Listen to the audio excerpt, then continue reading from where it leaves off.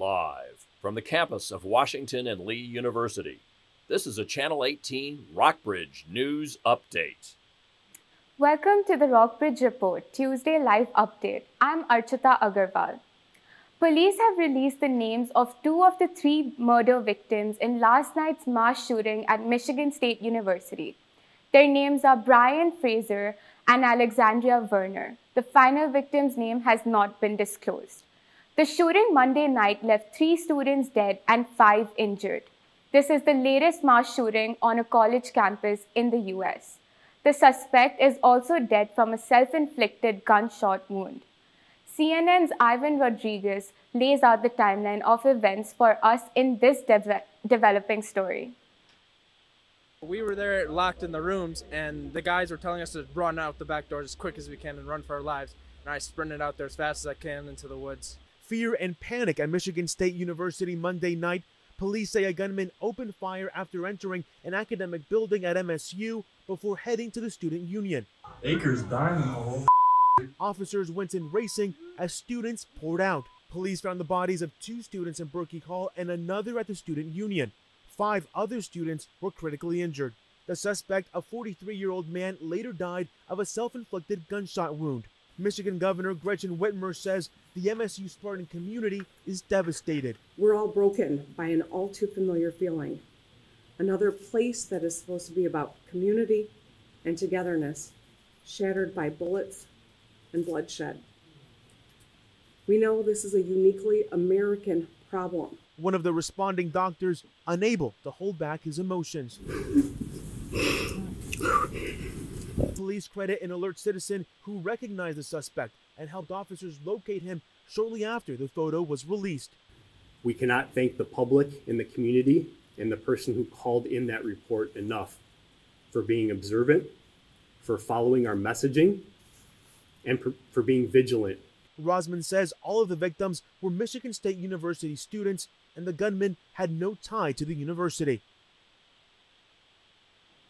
Police have identified the 43-year-old as MSU's shooting suspect as Anthony Dwayne McRae. Authorities are still searching for a motive. Former South Carolina Republican Governor Nikki Haley is making it official. She's announced she's running for president in 2024. You should know this about me. I don't put up with bullies.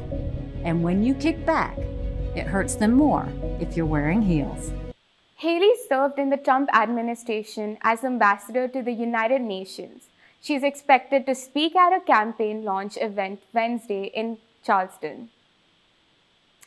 Aid agencies and governments stepped up efforts Tuesday to get help to earthquake-devastated parts of Turkey and Syria. The UN says the first aid convoys are passing into northwest Syria. Syrian President Bashar al-Assad had agreed to open 2 new routes from Turkey.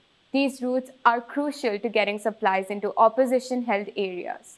The World Health Organization's Mike Ryan says the WHO's rescue efforts will benefit from more broader border access in Syria. In a crisis like this, access is everything. The more material you can get into the hands of frontline responders, and remember in this, the frontline responders are the local doctors, the local nurses, the equipment and supplies they need is absolutely vital. The more access you have, the more you can get to the places where our frontline workers are working. The death toll from the Turkey-Syria earthquake has reached almost 36,000 as of today.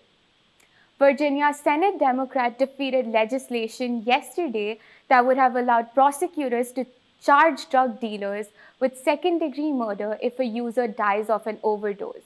The measure was priority for Republican Governor Glenn Youngkin.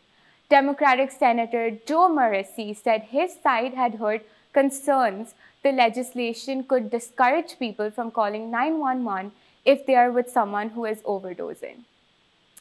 Love is in the air. It's Valentine's Day. It's not just a holiday for significant others. You can show affection to families, friends, and pets.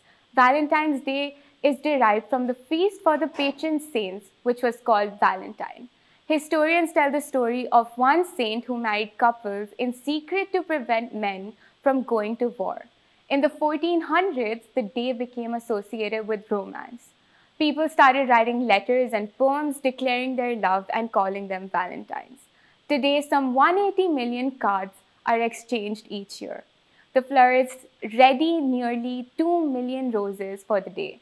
The average person is expected to spend more than $100 showering their loved ones with gifts and flowers.